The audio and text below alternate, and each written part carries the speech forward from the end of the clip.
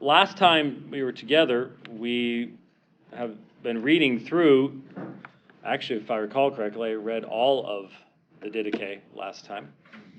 And so we're looking at the Apostolic Fathers. We're not obviously going to be able to look this carefully at all of Christian history because the Apostolic Fathers only take up one volume of the 28 in the Hendrickson set, and that's a very limited set in and of itself.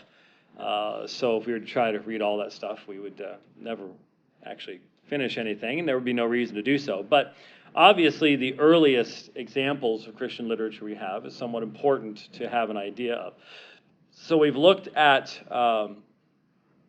Clement of Rome. We have looked at the Didache.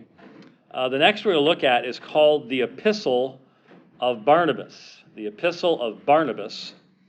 I'll be fairly brief with this, but I want to start off by making sure you understand the difference between the Epistle of Barnabas and the Gospel of Barnabas. Now, neither one of them probably has anything to do with Barnabas, the associate of Paul. We don't know who the author of the Epistle of Barnabas is. It's an anonymous work, but it's just been, that's what it's been identified with over the past few hundred years since we've had manuscripts of it available to us. But the Epistle of Barnabas dates to around AD 120. It's probably from Alexandria, Egypt. It seems to draw from the Didache, so it's sort of a little bit after that. It's a moralistic treatise, just as the Didache was a rather basic, it's not a theological work, it's more of a moral work, and so you could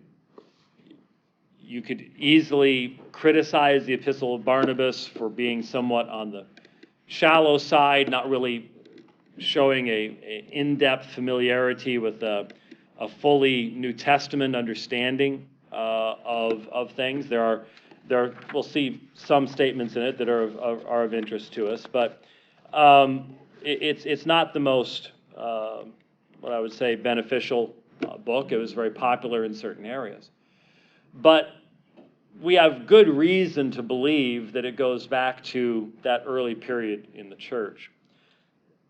What has often happened is that people will confuse the Epistle of Barnabas and what's called the Gospel of Barnabas. Now, the Gospel of Barnabas is at best a 13th century, probably later, but will be generous and say 13th at the earliest, probably a couple hundred years later than that, but very, very late forgery. That is a treasure trove of wild-eyed anachronism.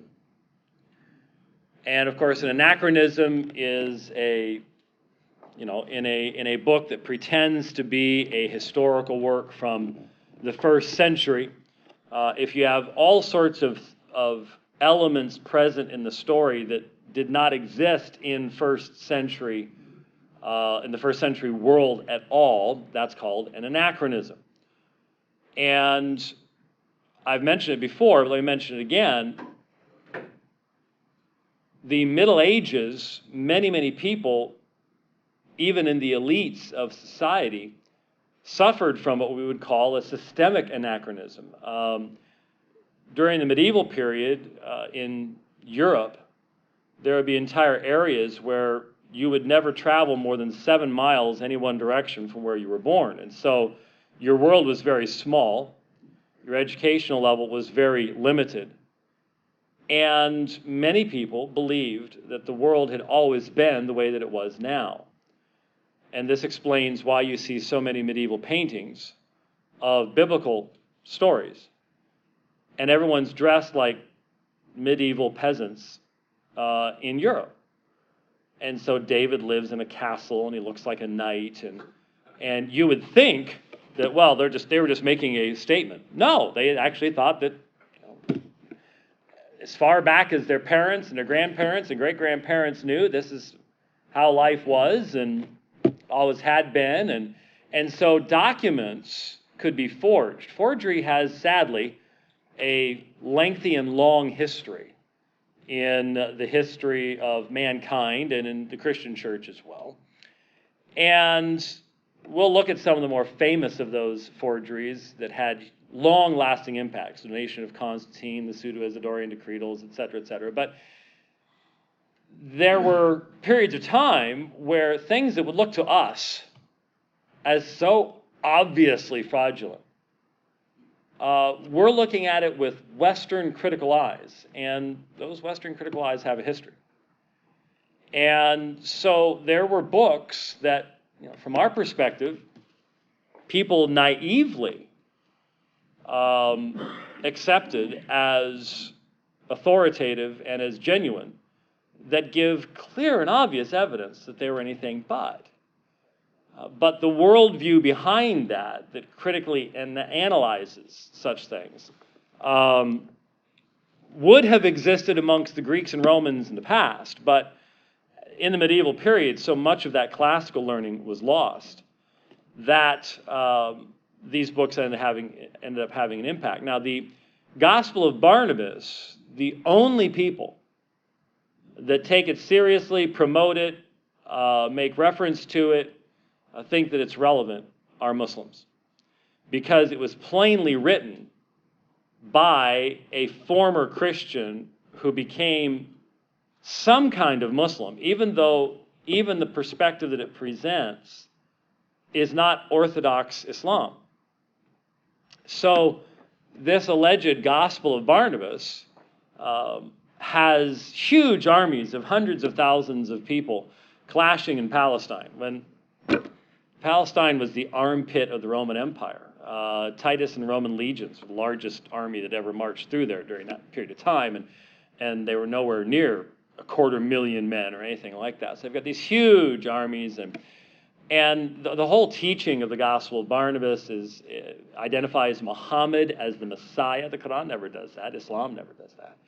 But it has all sorts of prophecies of the coming of Muhammad and all the rest of this kind of stuff. And it's just so plainly a work of wild-eyed fiction that, as I said, no one, not even a serious Muslim historian, believes that it's actually historical. But many Muslims who aren't historians have run across it in various forms, and so they will promote it and say, well, here's...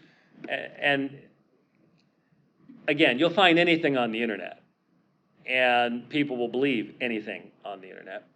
But this will be one of the examples of, well, there were hundreds of Gospels that didn't get included in the Bible, and they were voted on at the Council of Nicaea, and or this one Muslim that put up a video about how they put all these Gospels in a room at the Council of Nicaea and closed and locked the doors. And when they came back in the morning, only the 4 canonical Gospels were still on the table, and all the rest had been knocked on the floor. And that's how they decided what the Gospels were which manuscripts had been knocked on the floor. This kind of stuff. And this was a story made up about 800 years after the Council of Nicaea. There's absolutely no historical evidence. I mean, one thing you better know at the end of this series is that the Council of Nicaea, Gary's not here, which was in 325 AD. You all are going to be undefeatable in the church history category of Jeopardy someday. As long as the daily double is the date of the Council of Nicaea, we're all going to do well. The Council of Nicaea had nothing, absolutely positively nothing to do with the canon of Scripture. It wasn't discussed. It didn't come up. There were no decrees. There was no nothing. And yet, if you embrace internet scholarship, whatever that oxymoron actually indicates, that's the conclusion you come up with. You could Google it right now on your phone. Nicaea plus canon with one N. And you'd probably come up with Nicaea plus canon with 2 N's too, to be perfectly honest with you. But you'll probably find article after article after article talking about how they had the Epistle of Barnabas, the Gospel of Barnabas, but they rejected it. And this is a very, very common belief. And you can understand why, if that's what you've been taught by your imam, your mullah, whatever else. You've probably never run across a Christian who's ever even heard of it, let alone could give you any discussion of it. And so we must distinguish between the Epistle of Barnabas and the Gospel of Barnabas, which is a much, much later, fraudulent, anachronistic work of abject silliness. Now, back to the Epistle of Barnabas, we will eventually meet a gentleman in a few weeks by the name of Clement of Alexandria. Not Clement of Rome, Clement of Alexandria. And he's a rather important figure, though one that, to be perfectly honest with you, I can't see a whole lot of positive to say, but he was a teacher in Alexandria, and he claimed that the author was the same Barnabas who accompanied Paul. This is extremely unlikely, but it also gives us more reason to think that this was an Alexandrian, primarily Alexandrian work, and was popular in that area. Alexandria, Egypt, of course, containing one of the largest libraries of the ancient world, which, sadly, we must admit, was eventually destroyed by Christians. The destruction of the library? I don't remember off the top of my head. I'd have to look it up. So I imagine already someone's Googling the destruction of the library. The epistle, now one of the things that we do need to discuss is the development over time of the split between the synagogue and the church, and the eventual development of truly anti-Semitic, anti-Jewish doctrines and beliefs within the Christian church. We see in the New Testament the split taking place. We see strong language used by the Apostle Paul of those who were opposing his ministry, of those who were seeking to hinder the proclamation of the gospel and the warning of God's judgment. We see all of those things. And those things are true. You can't talk about those things in New Testament theology anymore, almost anywhere. What was the date? It's various. It happened many times, so there's dispute over which time it was really fully destroyed. Oh, okay. Anywhere from the 1st century BC to the 7th century AD. Well, there was a specific incident, I'll have to look it up, where the prompting of the destruction was from Christian preaching. So the other possibilities are fire from Julius Caesar, and then another one is as late as the Muslim conquest of Egypt in the 7th century. Yeah, so evidently there are numerous times, but there was at least great damage done at one point in time due to some monastic influences. You see similar types of things like that happening today when a certain mullah, a certain imam, preaches a sermon on a Friday. If there's violence on a Friday, it probably came after the sermon at the local mosque, and people went running out in their zeal to do something. So in 391, Theodosius decreed its destruction. So well, there you go. Well, Theodosius, of course, is the one that officially proclaims the Roman Empire to be a Christian empire. So there have been many times, even during the Reformation, where religious zeal has been combined with a attack upon monuments of culture, whether they be libraries, works of art, statues. Many a statue has met its end after a Sunday sermon, let alone after a Friday khutbah in a mosque. It's part of history. It's part of the reality. Anyway, back to the Jewish situation. There is a strict line, however, between the biblical teaching of the fact that there has been hardening of the people of Israel, etc., etc., that's not anti-Jewish. That's a recognition of what God has done in his just judgment. And you see Paul is a Jew of the Jews, and he would give his life for his people and wish to be separated from Christ, Romans chapter 9. That element of passion for the people of Israel, unfortunately, becomes lost in later generations.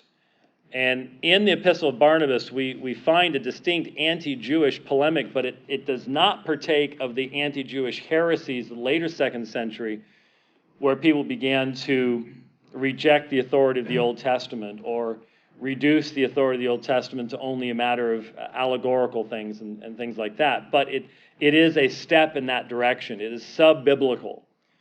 And it's sub-biblical stuff that eventually gives rise to anti-biblical stuff. You don't go straight from biblical to anti-biblical.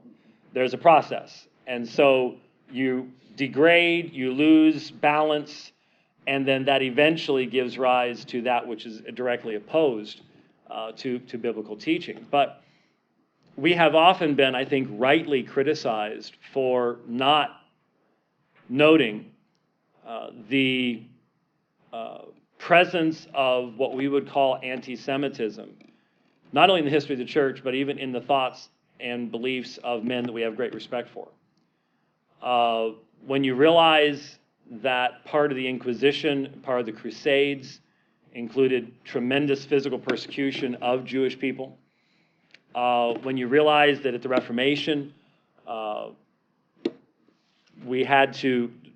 there basically was no knowledge of the Hebrew language left amongst Christian people, because that was considered the language of the heretics. Even learning Greek was considered dangerous because that was the language of the heretics, the Eastern Orthodox.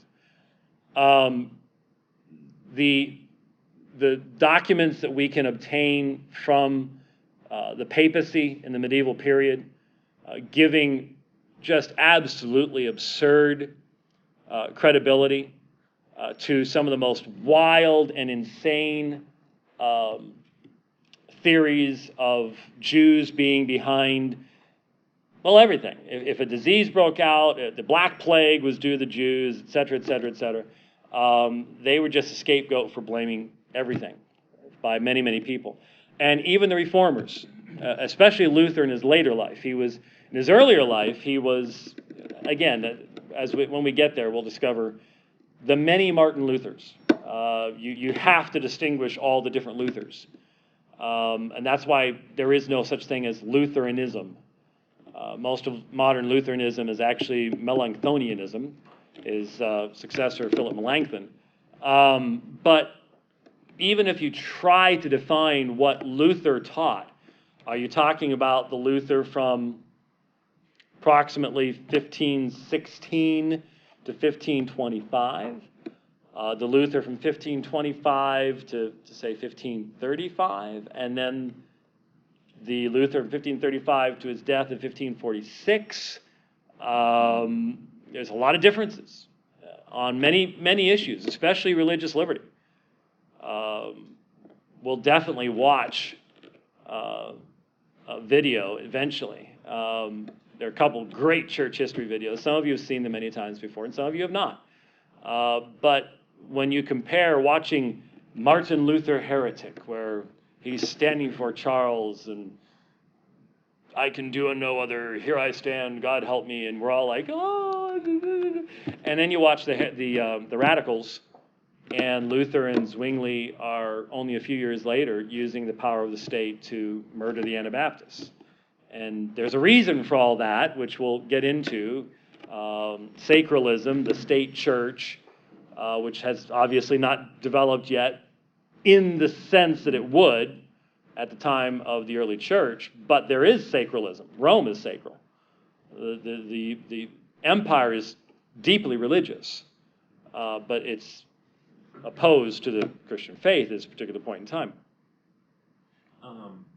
Isn't one big distinction, though, between that Christian anti-Semitism and the 19th and 20th century eugenics and Nazi anti-Semitism, the fact that Christian, at least Luther, it wasn't based on race, but it was based on their faith, because Luther made it very clear if a Jew converted to Christianity, he was totally fine with them. Right. That's a big distinction, right? Yeah, well, certainly the Nazis were certainly did not have the worldview that would include the doctrinal element of murdering the Messiah and things like that, though they freely used Luther's quotes unfairly out of their context, but they did use them. And yeah, there's definitely a difference at that point. And of course, even when we call that time period Christian anti-Semitism, when we're talking about the papacy, I hope you understand we're using the term now in a very, very, very broad sense, and not referring, to actual believing Christians who are doing these things, who are actually persecuting all sorts of folks. But yeah, there's definitely a difference, a shift in worldview that is taking place post-Enlightenment, and theology and stuff has been separated out from the worldview. There's no two ways about that. But the fact remains, you can trace a lengthy, broad stain of ignoring what Romans 9, 10, 11 actually says, because, yeah, there's been a hardening, but what does chapter 11 say? Don't boast against the branches that were cut off so you could be grafted in, or you yourself be cut off. And yet that's exactly what ends up happening. And you can find in men who said great things, John Chrysostom and others, in the early church all the way through to the Reformation, you can find statements that make us blush because of their harshness or their inaccuracy, or just the fact that this was an area where a tradition developed over time and it was accepted as a given within the culture over time, and a lot of people did not critically analyze those traditions that were delivered to them. And so the Epistle of Barnabas, a first step, not a radical step, but gives some indication of that. But you don't have the rejection of the Old Testament. But what you do have in Barnabas, which is another reason why we see it coming from Alexandria, is a sense of allegorical interpretation. And this is going to eventually be codified by the greatest teacher from Alexandria, greatest in the sense of influence. Well, I'll even back off of that. Extremely well known, Origen, a man who was outlandishly brilliant and outlandishly wrong about almost everything. That's the best way to describe him. No one's ever read all of Origen's works as of yet. Vast majority have not even translated. He was followed around by scribes who wrote down basically everything he said. Hardly ever slept, which might have something to do with your theology, but I think God sort of designed us to sleep, biblically speaking. But and was just way off on numerous things, and yet was demonstrably and inarguably brilliant. One of the only two early church fathers, major early church fathers, that could fluently read both Greek and Hebrew. Extremely important in biblical critical stuff. He examined manuscripts and everything, but he was Lulu when it came to theology on many issues, and he popularizes and then has a huge negative impact upon the Christian church all the way through to the Reformation. The concept of allegorical interpretation, where, look, it's surface level meaning, that's for the hoi polloi, that's for everybody. If you really want to understand, there's these different levels of meaning to the text. We'll get into that when we talk about Origen, but Barnabas gives us that kind of allegorical interpretation of the Old Testament, just not as developed as Origen would eventually. There was one quote if anyone has seen my Green Early Church Fathers book, I stopped by the office this morning to pick it up, and it's missing in action. So unfortunately, a lot of my notes say read underlined sections. It's not here anymore. It reminds me a little bit of a pastor that we had when I was a kid. His pastor who baptized me, in fact, in Sharmanstown, Pennsylvania. My parents told me, and he's passed on, bless his soul, so I don't have to worry about saying this, but my parents told me over and over again that he was just this great preacher, and then his family on vacation one summer, and they had a flat tire, which happened a whole lot more often with the cars back in the late 1960s than it happens today. You all should be very thankful for the tires that we have today. Anyway, they had a flat tire, and he had to take stuff out of the trunk to get the spare out. Remember how they didn't have donuts and stuff back then.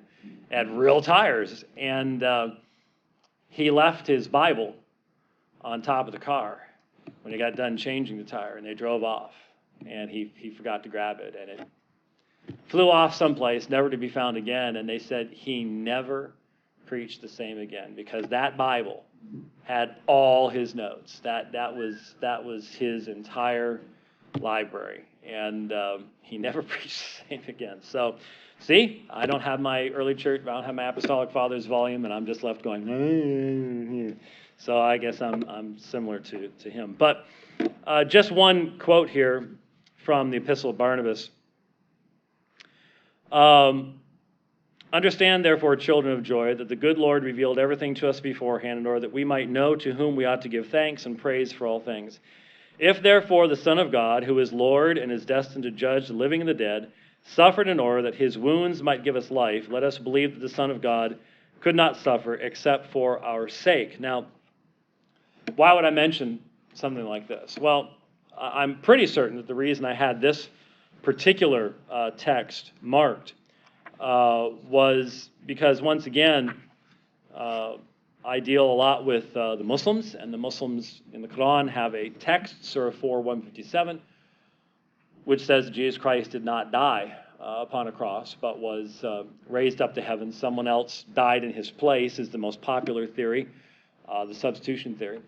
And I have said many times that this places the Quran against every single source that touches upon the subject of the death of Jesus Christ for the first at least 100 years after it took place. And then the first sources you get denying this are Gnostic sources. They are sources where you have a theological reason why they do not believe that Jesus could have died on a cross, because he didn't have a physical body. If he doesn't have a physical body, you can't nail a phantasm, a spirit, to a cross. And so it was their rejection of fundamental Christian and even Jewish beliefs about the world that led these second century Gnostics to a rejection of the cross. And it has nothing to do with history. It's not anybody saying, well, we know this never really happened.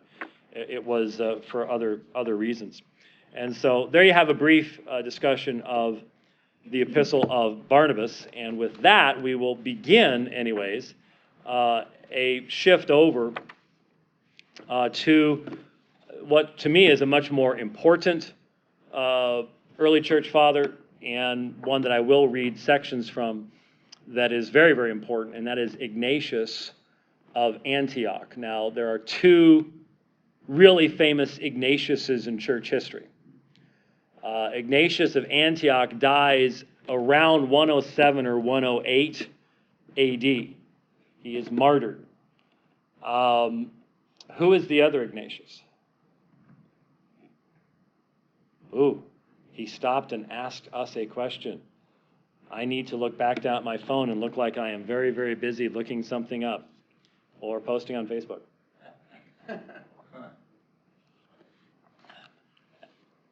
Never heard of any other Ignatius? Sure you have. Yeah, there's something. What was that? Ignatius Loyola. That's right. You've heard all sorts of colleges named, Loyola, Loyola Marymount, etc., etc. Who was Ignatius Loyola? Founder of the Jesuits. Founder of the Jesuits. That's exactly right. And so he is a anti-Reformation figure in the 16th century. And what percentage do you think, if we were to somehow find a way to pull all the people coming out of ostensibly evangelical churches in the United States this morning, what percentage do you think could identify the difference between Ignatius and Ignatius Loyola and put them within 300 years of when they actually lived? 1%. Tiny, tiny percentage. Tiny, tiny percentage. Yeah, very, very small. Very, very small. This room didn't even know it. Pretty much. Pretty much. But we are fixing that. We are fixing that. Ignatius is, I think, of the apostolic fathers, by far the most important. We have, well, first of all, he was the bishop of Antioch, and Antioch has a long biblical history. It was given quite the foundation amongst the apostles, and is very, very important. He is a martyr. He's martyred under Trajan, the Emperor Trajan. He was condemned to death by the Roman authorities, and while traveling to Rome, he stopped twice and wrote a total of 7 letters. Now, once again, we are introduced here to the later phenomenon of using a famous early writer's name to produce literature that has greater authority than if you put your own name on it. And so there are more than 7 letters with Ignatius's name on them. But the other ones are pseudo-Ignatian epistles, written by anonymous people in the hundreds of years after the time of Ignatius. And most of the time, they give themselves away through various anachronisms, saying things that Ignatius himself could never have said because such and such a thing was not a belief at the time, whatever else it might be. But what's really interesting is that back in I think it was 95 or 96, somewhere around in there, the Watchtower Bible and Tract Society put out a series of articles in the Watchtower where they attempted to go through the early church writers and paint them all as Jehovah's Witnesses. And this is not uncommon. The Mormons will do it. Well, the Muslims will do it. The Muslims try to make the Ebionites, this group of Jewish, quote-unquote, Christians. They try to make them the real Christians, and Paul pervert everything. Everybody wants to try to turn these folks into something other than what they were.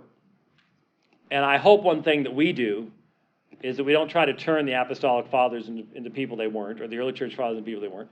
You recognize the good, you recognize the bad, and you take them for what they were, rather than trying to... the silliest thing we could ever do would be to try to turn all these guys into ancient Reformed Baptists, because they weren't.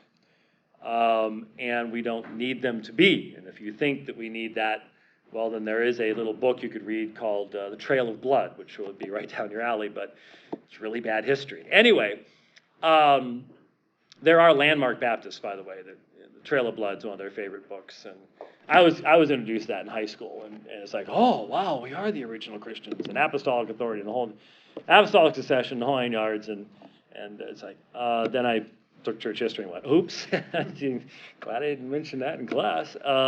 Anyway, so there's this other stuff out there, and what the Watchtower Society did is their entire article on Ignatius was based on pseudo-Ignatian epistles. They never quoted the genuine Ignatius. They only quoted epistles attributed to him, which have been rejected by scholarship. And the reason for this is fairly simple. He wrote a total of 7 letters to the Smyrnians, to Polycarp, so an individual, Bishop Polycarp, to the Ephesians, Magnesians, the Philadelphians, the Trallians, and the Romans. And at the most, minimally 10 times in those 7 epistles, maximally 14 times. So obviously some of it's interpretational. 10 to 14 times, depending on how you interpret some of the texts. Ignatius refers to Jesus as God. He plainly, clearly, unequivocally refers to the deity of Christ. So, what are you supposed to do with Ignatius if you're writing for the Watchtower Society and you believe Jesus is Michael the Archangel? Well, here is a tremendous example of religious deception on the part of the society. Quote the pseudo-Ignatian epistles. Not where, and even in those, there's not going to be a denial of the deity of Christ. It's just that you can find stuff that isn't as high in its view of Christ and pretend that that actually represents the true Ignatius. And as long as you can control your people, as long as, and especially back in those days, the internet has made it tough on the witnesses. Really. Cable TV and the internet has changed the Watchtower side. Someone could do a fascinating doctoral dissertation, I'm sure, on the control mechanisms and the evolutionary of control mechanisms in tightly controlled cults by looking at the Watchtower Society in 1980 versus the Watchtower Society in 2010. That's a nice even number. So what happened in those 30 years? The advent of cable television and the internet. Well, personal computers. It's the digital age arrived, and the tight, narrow control that the society functioned under in 1980 controlled what you could watch, what you could read, everything. They just simply couldn't keep doing it. And there's information that they could just simply ignore. They didn't have to deal with their own history. They didn't have to deal with prophecies they had once made. They didn't have to deal with, they could change. They had their own books, and they published all their own books. And after the debacle in 1974, 1975, prophecy, they went back and changed their books to remove the prophecies that were in them. That's how much they could control their people. But once they're digitally connected, you can't do that anymore. They're going to be running into this information, and so you've got to change how you do stuff. And it really would be a fascinating project to look at what has been the result of that in the past 30 years. But they could get away with it back then because they would expect that their readers are going to believe whatever they're told, and they're not going to go to the library. They're not going to look up Ignatius. They're not going to run into his genuine epistles. And so they can simply deceive. And it is deception, and it's purposeful. We know it's purposeful because the very sources that they would quote of the pseudo-Ignatian epistles, we can look at those sources, and they identify them as the pseudo-Ignatian epistles. And in the very same book are the real epistles with the real references to the deity of Christ and the whole 9 yards right there.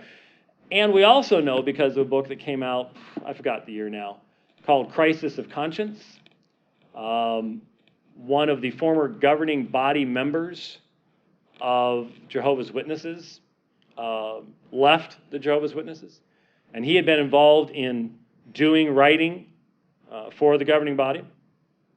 And he even tells a story about how the witnesses, remember their 1914 prophecy? They were big on 1914 for a long, long time. They're phasing it out. They're getting smart, though. They're doing it very slowly. Instead of just you wake up one morning and everything's changed, they're doing it very, very slowly. But they had a prophecy based on Daniel. Well, aren't all date prophecies based on Daniel somewhere? But they had this prophecy where 2,520 years after the fall of Jerusalem would be when Christ returns.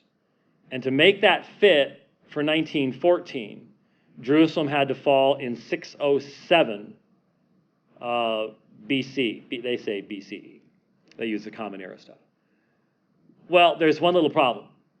Every single work on history written by anyone of any religion says that Jerusalem fell in Nebuchadnezzar in 586, 587. Now, why would there be a 586, 587? Because not everybody measured years January to December. So Jerusalem fell to Nebuchadnezzar in 586, not 607. So this guy, Raymond Franz is his name, by the way. This guy, and you can still go back. I still have the books, the unexpurgated ones, in my library, because they can't get to my library. They can get to theirs, they can't get to mine. Wrote entire articles doing nothing but attacking all of the evidence for 586 without ever establishing 607. But that's what they produced for their people. And we're talking there are literally thousands of cuneiform tablets in libraries around the world with clear dates on them. I mean, there is a clear dating of the succession of Babylonian kings and the whole nine yards. It's, the books are extremely boring to read, but they're very, very, very detailed. We know when Nebuchadnezzar lived. We know when he took Jerusalem. I mean, it's as documented as any ancient date can be documented. And yet, for years, the Watchtower Society said 607, 607, 607. Now they don't talk about it anymore. And eventually, they'll probably publish something that says 586 and get in line with everybody else, because they will have dumped the 1914 prophecy, and so it won't be relevant anymore. But this is the kind of stuff, it's out there. It happens. And these cults are willing to change history and alter the facts and alter the quotations, alter the sources. But even quote-unquote Christians did that. As we will see in the medieval period, the greatest period of development in the concept of the papacy took place during a period of time where the most popular sources of quotations from the early church fathers were filled with pure bogus citations. And the papacy, literally, when you look at, for example, I think someone looked at Thomas Aquinas' discussion of the papacy, 98% of his patristic citations are fraudulent. Not because he made them up. The sources that he thought were true had made them up. And so in reality, when you think about it, the papacy as an institution historically hangs in midair. Its entire foundation that developed in the early church and all the rest of that stuff has been washed away. The quotes never existed. The early writers didn't believe the things that they later thought they did. And yet you still got the papacy hanging there literally in historical midair. Nothing underneath it. But it's still there. And the zealous Roman Catholic says, it's the church of 2,000 years. No, actually, it isn't. But so, 7 epistles. We will look at what we're not going to read all 7 epistles, but there are some incredible statements, especially of Christology, in those epistles. But the one last thing I'll say is, he went to Rome and he asked all the people on the way, do not attempt to stop this from happening. I desire martyrdom. And so that's one of the issues that we'll talk about is the early church and the subject of martyrdom, and some of the imbalances that took place there as well. Okay? So we'll get to Ignatius next week. All right, let's close the word. Father, we do thank you for this time. We thank you for the opportunity and freedom we have to consider the history of your working with your people. We ask that we would be guided by this. You'd be with us now as we go into worship, as we open your word. May you be honored and glorified in all that takes place. We pray in Christ's name.